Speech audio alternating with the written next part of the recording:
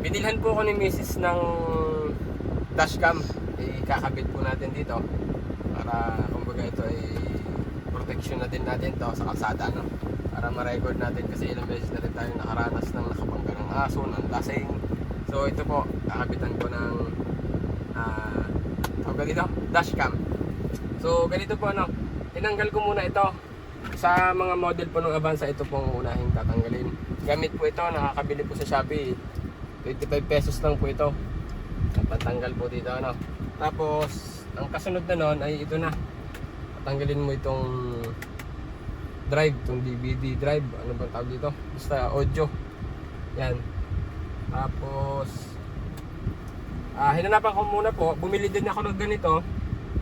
Wala kasing, i-focus mo ito eh. Wala po kasing ganito yung sasakyan ko dati, so nahirapan pa ako. Wala akong pagsusuplayan nitong dashcam. Naglagay ako ng 12 volts dito. Dito po kinuha ko yung positive. Makakuha nyo po yun dito. Yan. Makukuha nyo po yung voltahe dito. Hanapin nyo lang, ano, ito yung positive nya. Yan, 13 volts, oh. Yung isang, in-express ko lang dito, pinagsama ko. Pero yung negative, since kahit saang body ng sasakyan na bakal, yun ay ground, negative yun ng sasakyan. Para maniwala kayo, so ilalagay ko dito. Focus mo tayo. Focus yan dito. Yan, ilalagay ko po itong positive, ito.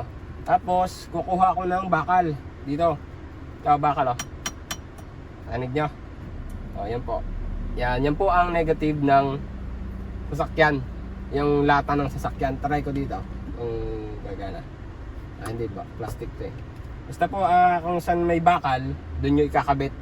Pwede rin naman dito, mag-splice na lang kayo dito sa negative dito. Pero ako pinili ko doon sa may tornilyo. Yan.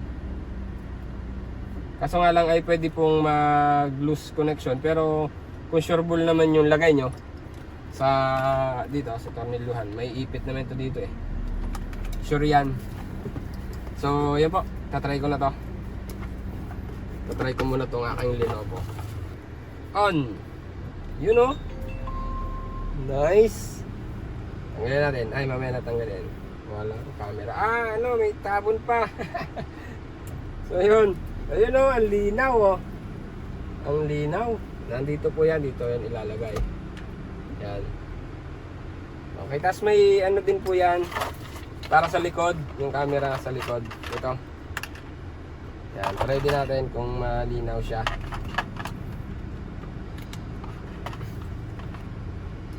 Then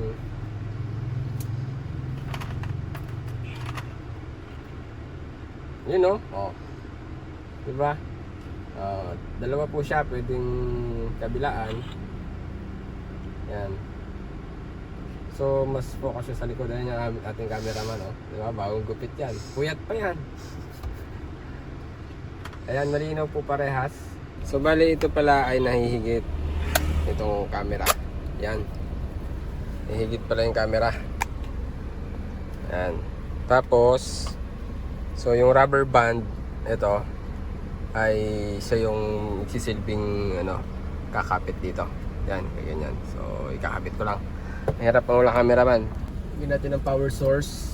Ito pong taas na to, itong ceiling na to ay may mga yan, spasyo sa loob, pwede nyo doon isuot.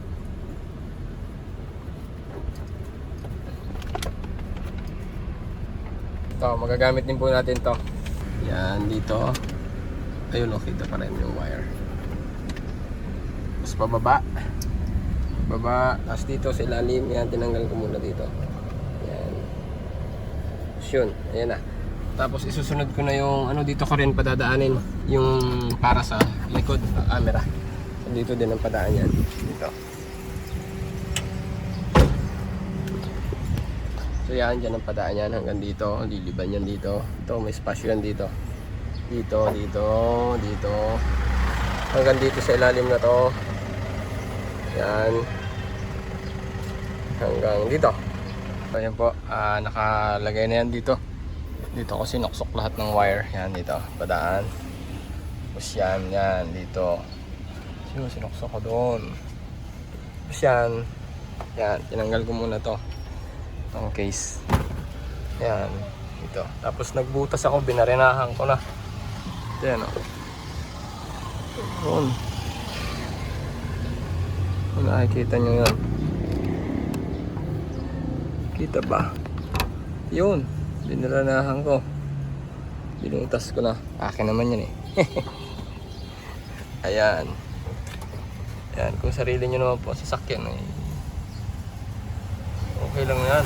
Hindi naman mababasa. Decision yan. So ayan po. Gumagana na yung rear natin. Ayan o.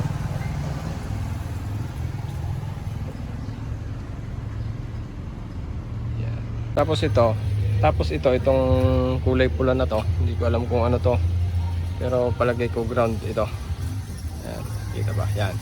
Kakabit ko na dito. Ground din ko eh. Ito.